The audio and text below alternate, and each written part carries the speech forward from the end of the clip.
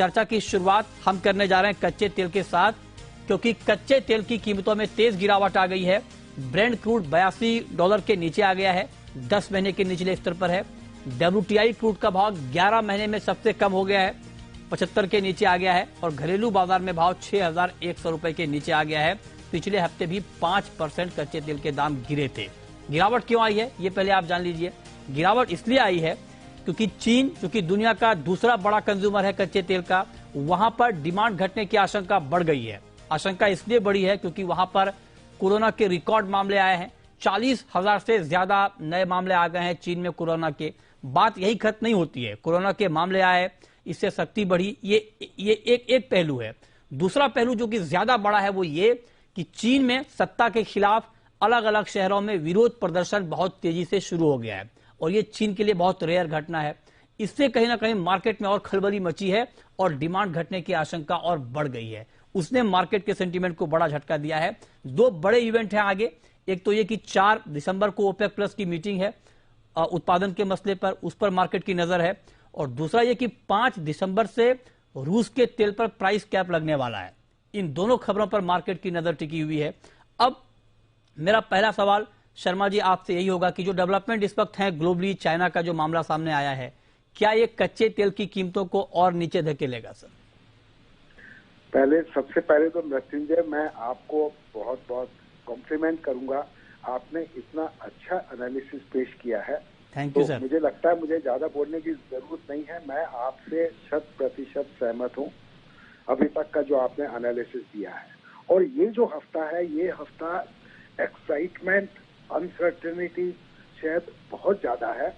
और इस वक्त हालत ये है कि इंडियन जो रिफाइनरीज भी जो हैं वो बहुत कोशिश में लगे हुए हैं कि उनको रशियन क्रूड की बाइंग जो है 5 दिसंबर से पहले मिल जाए, ताकि उनकी डिलीवरी उनको 19 जनवरी से पहले हो जाए, ताकि ये भी जो EU और G7 का जो प्राइस कैप लगने वाला है उससे पहले वो अपना वो कर ले। बट ये प्राइस कैप अभी तक देखिए, पिछले 3 महीने से बात हो रही है, कितने दाम पे प्राइस कैप होगा इसके ऊपर ही समझौता नहीं है। मीडिया रिपोर्ट्स के हिसाब से $65-70 का आ रहा है। कुछ प्रेशर ग्रुप बोल रहे हैं कि नहीं, ये प्राइस बहुत ज्यादा है, रिवेन्यू ज्यादा होगा, इसको और कम कीजिए। कुछ प्रेशर ग्रुप बोल रहे हैं तो ज्यादा कीजिए। तो इससे उनकी आपस में सहमति नहीं हो पा रही है। बट इस वक्त सेंटिमेंट्स डाउन जरूर हैं। पर मैं और भी रिपोर्ट पढ़ रहा था, गोल्डमैन सैक्स जो है अभी भी वो कहते हैं कि इस साल के अंत तक $100 तक प्राइस जाएगा। We are keeping fingers crossed. 4 दिसंबर को ओपेक प्लस की मीटिंग में क्या होता है, और ये 5 दिसंबर से इम्प्लीमेंटेशन कैसे होगी प्राइस कैप की, इसके ऊपर बहुत अटकल पच्चू चल रहे हैं, बहुत अनसर्टेनिटी है। तो मैं तो ये कहूंगा इस वक्त keeping fingers cross, wait and watch. But personally मेरा जो एक्सपीरियंस कहता है, पर्सनली जो मेरे ओपिनियन जो है वो तेजी की तरफ है। अभी के लो प्राइसेस हमारे कंट्री के लिए बहुत अच्छी खुशी की बात है मैं कहूँगा।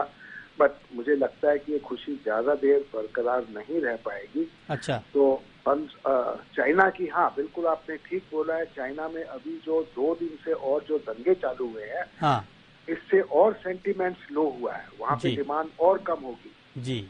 तो ये मल्टीपल वेरिएबल्स कैसे आपस में कौन कितना ज्यादा अपने हावी हो पाएगा, हाँ, ये हम वेट एंड वॉच करेंगे कि कैसे पैन आउट होता है। ठीक, ये आपने बहुत डिटेल में समझाया सर कि क्या आगे का सीन होने वाला है। आप बने रहे sir.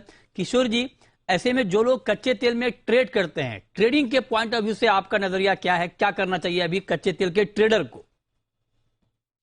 Good morning Mrityunjay. I think यहाँ पे शॉर्ट टर्म वीकनेस जारी रहेगा, खास करके चाइना को लेकर काफी हद तक चिंताएं हैं।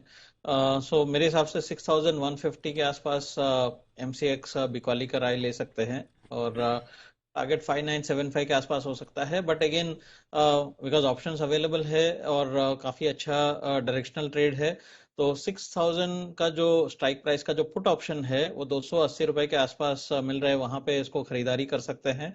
मेरे हिसाब से इसको 400 रुपए तक होल्ड कर सकते हैं। अब 280 का जो बाइंग ऑप्शन है उसका 220 का आप स्टॉप लॉस मेंटेन कर सकते हैं। तो हालांकि 60 रुपए के स्टॉप लॉस के साथ आप ऑप्शन बाइंग कर सकते हैं, विच इज 6000 का पुट ऑप्शन।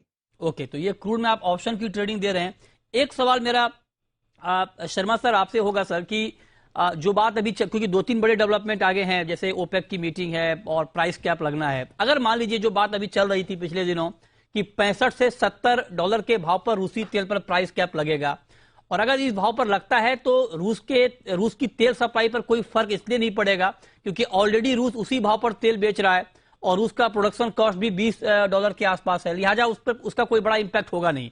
अगर ये होता है सर, और दूसरी बात अगर चीन में ये मामला थोड़ा लंबा खींचता है, तब क्रूड का प्राइस आप क्या देख रहे हैं?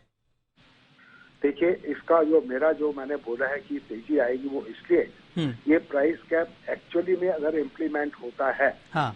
तो रशिया भी जो है they have gone on record कि आप प्राइस कैप लगाएंगे, हमने अपना प्रोडक्शन रोक देंगे और तेल के दामों में वो बोलते हैं $200 तक जा सकता है। अच्छा, तो ठीक है, उतना तो ना सही, पर ये जरूर है कि इससे जो एनालिस्ट आ रहे हैं, ये प्राइस कैप लगने से 3 से 4 मिलियन बैरल प्रतिदिन के हिसाब से उनके जो एक्सपोर्ट में कमी आ सकती है जी। ऐसा होता है तो क्या उसका इम्पैक्ट होगा? ओपेक प्लस वो बिल्कुल 4 दिसंबर को जो फैसला लेंगे, ये इस हफ्ते के जो भी डेवलपमेंट्स हालात बनते हैं उसको देखते हुए अपना निर्णय लेंगे। तो इसलिए जो है मैंने बोला कीपिंग फिंगर्स क्रॉस्ड, 4 दिसंबर को क्या होता है, ठीक बात, बहुत बड़ी चीज है। और 5 दिसंबर वाला उसका कितना समझौता हो पाता है इस हफ्ते में, ये भी देखने वाली बात है। राइट, तो बहुत अनसर्टेनिटी है इस वक्त। बिल्कुल, बहुत अनिश्चितता का माहौल है। ये बात बिल्कुल ठीक है कि क्या होगा। चीन में जो मामले चल रहे हैं ये बहुत ही रेयर मामले हैं कि वहां पर इस तरह से सत्ता के खिलाफ विरोध प्रदर्शन शुरू हो जाए, और बड़े पैमाने पर हो रहा है। इस्तीफे की मांग हो रही है शी जिनपिंग की। तो अब देखना होगा कि इस तरह ये राजनीति कहां जाती है, और ओपेक प्लस 4 दिसंबर को क्या करता है इस बैठक में, ये बहुत महत्वपूर्ण होगा आगे क्रूड की चाल तय करने के लिए। बहुत शुक्रिया शर्मा जी आपका हमारे साथ जुड़ने के लिए और क्रूड पर डिटेल एनालिसिस करने के लिए।